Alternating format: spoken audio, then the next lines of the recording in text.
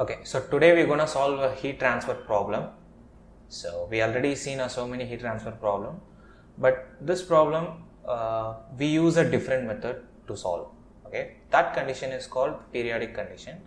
So first of all, I will explain the problem statement, and after that I will explain what is periodic and why we use periodic. Okay, so we have a series of pipes. So pipe number 1 and pipe number 2, 3, 4 and 5. So inside the pipe there is a fluid which is having a temperature of 400 Kelvin. This flows inside the pipe. Okay, and also to the perpendicular direction. So another fluid is also flows which is having a temperature of 300 Kelvin. So we are interested to calculate the heat transfer from the pipe region to the outer fluids.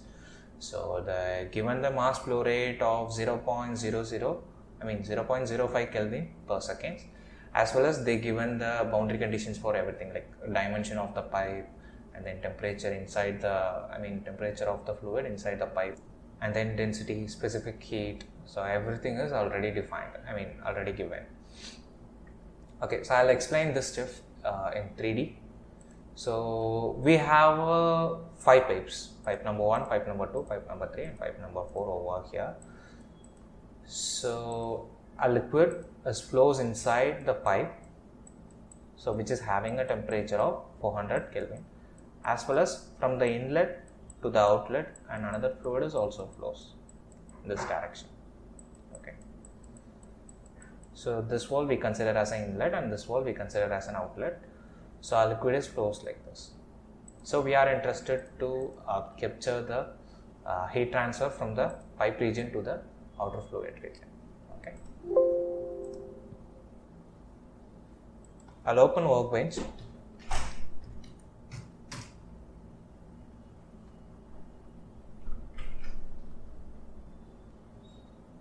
So already we have that mesh file, so we don't need to create the geometry and try to create this thing. So anyways, we are not do the analysis on 3D, so we're going to do this analysis by 2D. So I'll explain what is periodic. So the periodic means you don't need to model the entire thing. So initially what we do is we just model this thing, the whole thing by using a design modeler. So we'll make a holes and try to create a mesh and assign this edge as an inlet and this edge as an outlet. So that is what we use in our past problems. But this cases, I'm only interested to find the region because it is symmetrical with each other. So that is why I'm use a command called periodic. So periodic is nothing but it's a symmetrical problems. So I'll show you how to create the periodic regions in our problem, and soon you will understand. So when I view the results, you will be able to understand what is periodic condition means. So once it is get opened, just drag and drop the fluent flow. So I'm not going to create a geometry or meshes, just right click on the meshes. I'll import the mesh data file, that is tube tank msh, right? So I'll give the file link. You can download from the description. So double tap on the setup. I'll use double precision method for convergence, better convergence. Okay, like I said before, I only model the center region. So laterally I will assign the periodic condition to mirror this thing at the top, at the bottom. So want to mirror on this side, that is also possible.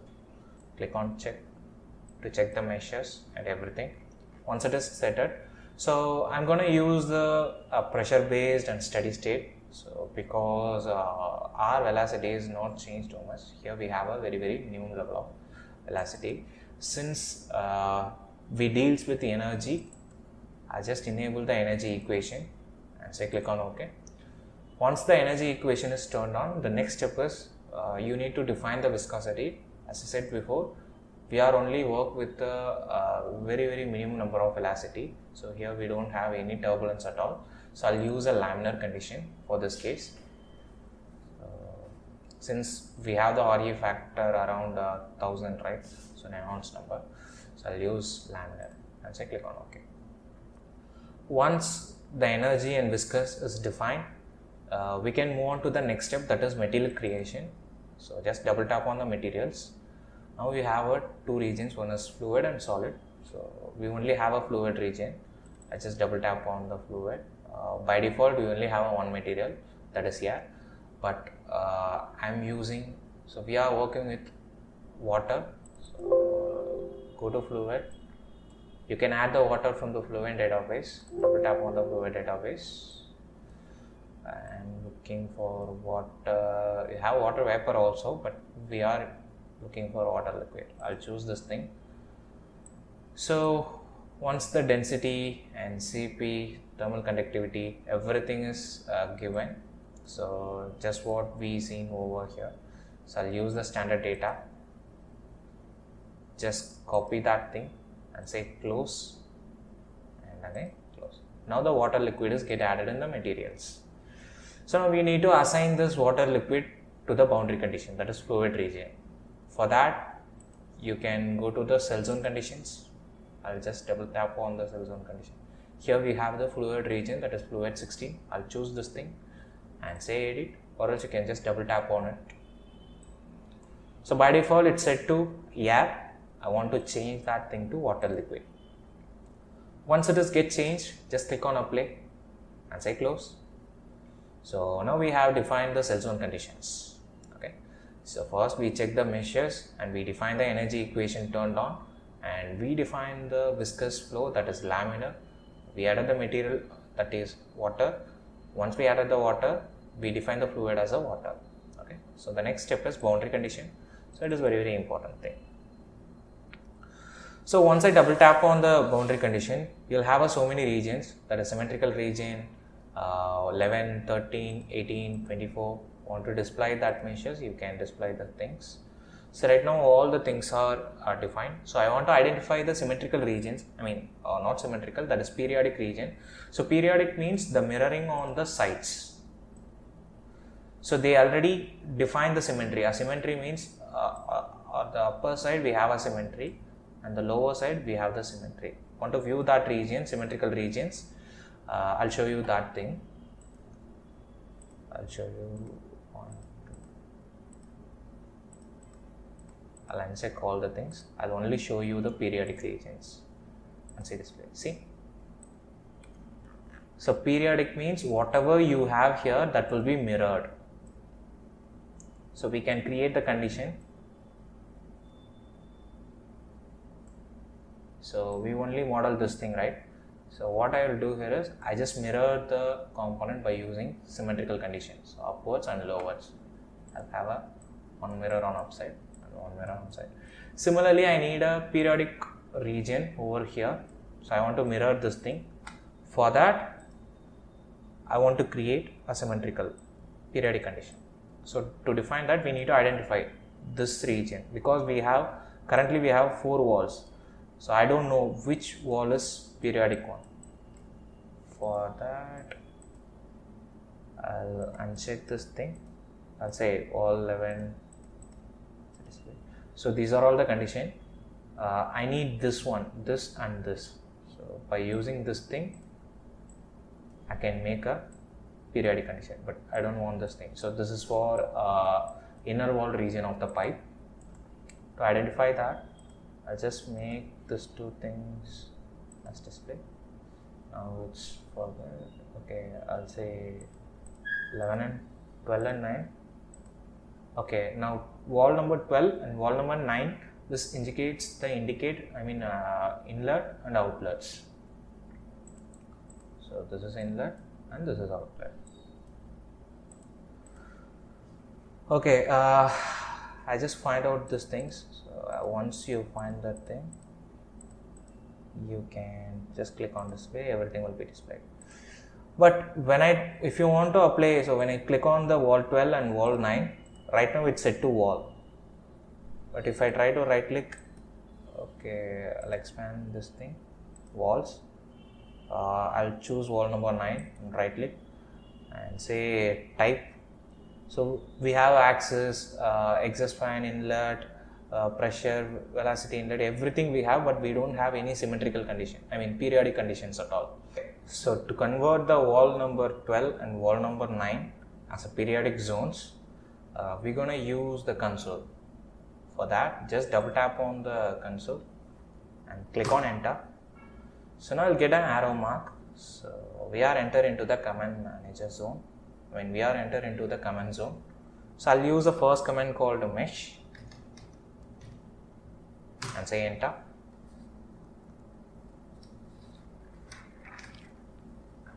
Let's enter modify zones. Okay, so it asks you for the modify zones and I want to make periodic.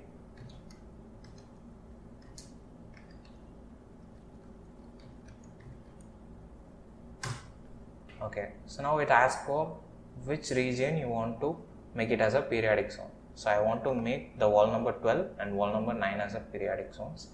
First I will enter wall number 12, that is inlet.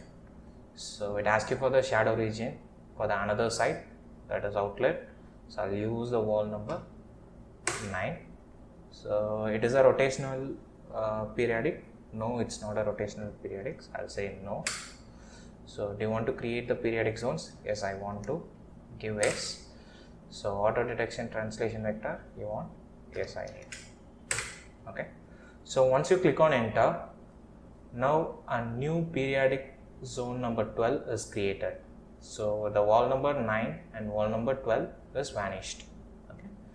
So now I have to change the conditions for periodic, because in our problem statement they given the mass flow rate of 0.05 kilogram per second.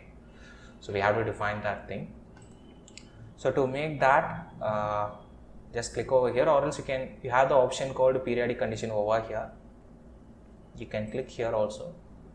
Once it is get open, I'll just click on specify mass flow. Okay, we know that mass flow is 0.05. Yes, that is what we need. That is in kilogram per seconds. So I don't want to change any relaxation factor or that thing. So the mass flow rate is exactly happened on the x-axis. So if it is in y, you can give make the x as 0 and then y is 1.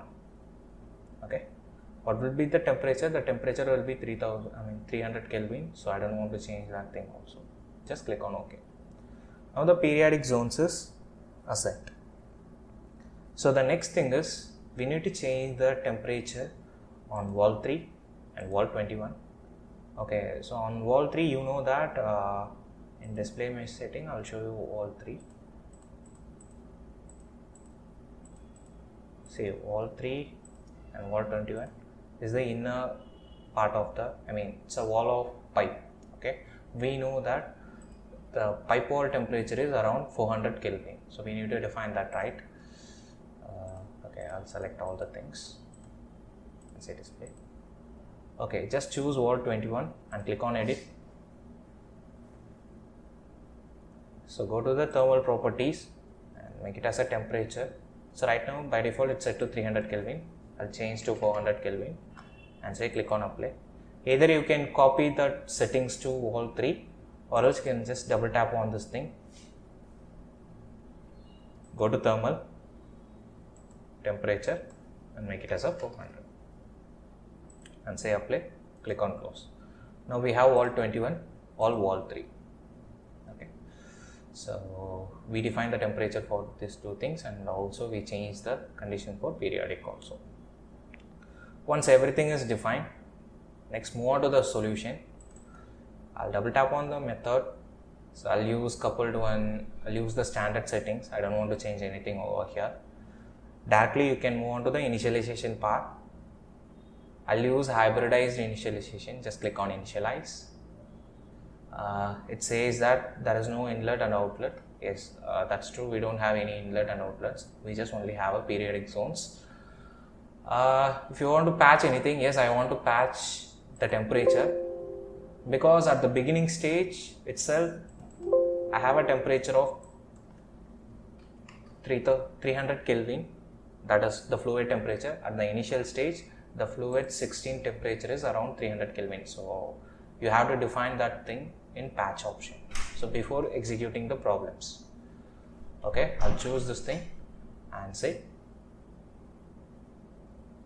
patch. So once it is patched, just click on close and double tap the run calculation. So our initialization process is completed. Okay, maybe I'll give the number of iterations, it's around 400. Once you define that thing, just click on calculate. So as soon as you click on calculate, the problem is get initiated to solve.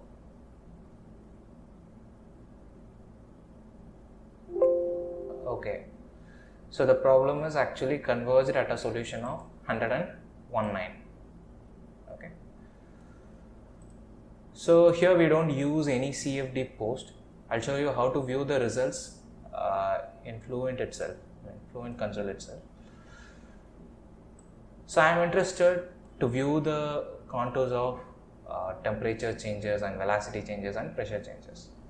For that, in results entities, you can go here or else you can use here itself. So I'll move on to the results tab. So I'll have an option to create a contours. From here, I'll use new contours.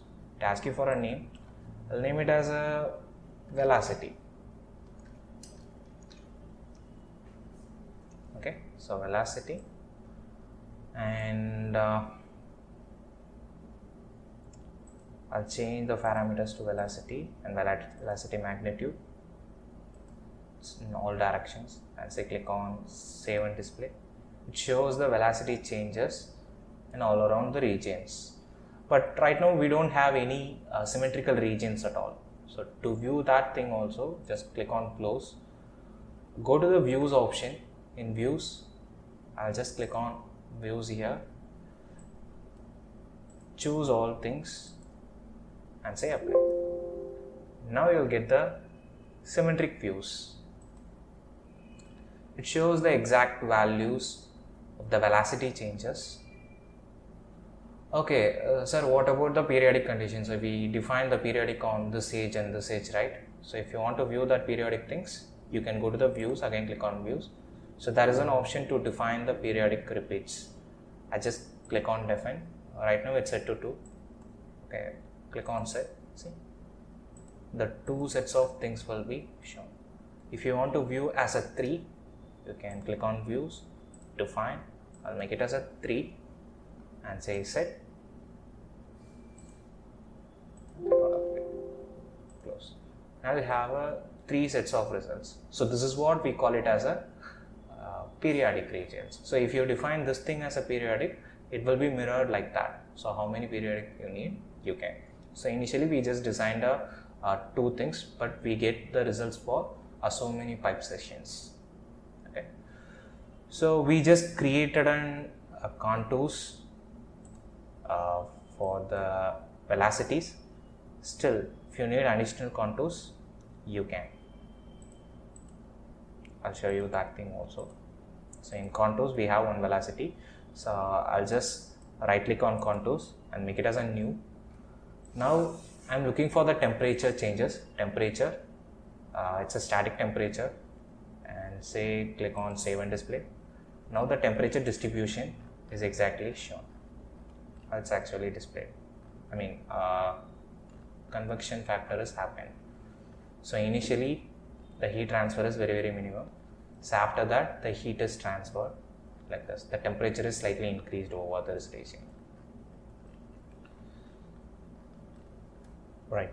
Similarly, if you want to view the velocity changes or acceleration in terms of vectors, that is also possible. There is an option called vectors, or else you can go to the results. Here we have the option called vectors. I'll say new. Maybe I'm looking for velocity changes. Velocity vector. You can give any name at all. I'll choose a velocity and say apply. Okay, right now it shows an arrow marks, right? So it is very small in sizes. So I'll scale this thing You have a scaling option to scale that arrows. I'll use the factor of 2 and say save and display. Now the arrow size is increased, but still you don't have a clear view because all the arrows are 3D arrows. So I'm able to rotate this thing also. Okay, but I don't want the 3D things. There is an option to change the style. Go to this option, change the style to 3D arrows to normal arrows and say click on save and display. Now it will shows a proper 2D arrows sequence. So the red color indicates it will have a maximum velocities. So the blue color indicates it will have a minimum velocities. You can observe the turbulence, how it's actually the fluid is flows. Fluid velocities changes. Okay. So it's a very simple problem. What you get from this problem is how to use a periodic condition for a different purposes. So ideally you spend a less number of computational time comparing to this. Okay, you only calculate for one region and you just mirrored and using the symmetrical conditions and periodic condition, you find the whole region results. Okay, so this is how you can use a contours or velocity plots to view the results. Okay, so that is all for this session. We'll meet on our next session.